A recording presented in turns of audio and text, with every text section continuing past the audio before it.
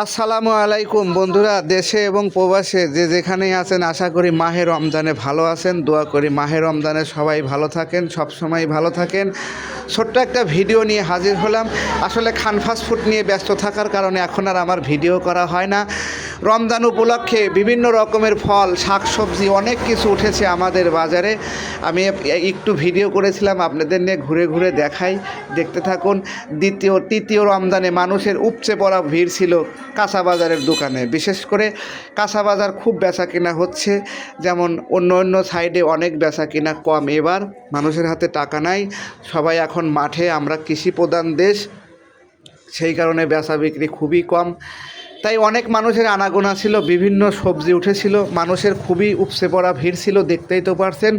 সেই কারণে ছোট্ট একটা ভিডিও করা, ব্যস্ততার কারণে আর এখন ভিডিও করা হয় না। বৃদ্ধ থেকে ছোট থেকে মধ্যম বয়সী সবাই বাজারে, কাঁচা বাজারে আজকে ভিড় করছিল। ক্ষীরের অনেক দাম। যাই হোক, ভিডিওটা ভালো লাগলে একটা লাইক, একটা কমেন্ট করে জানিয়ে যাবেন কেমন হলো।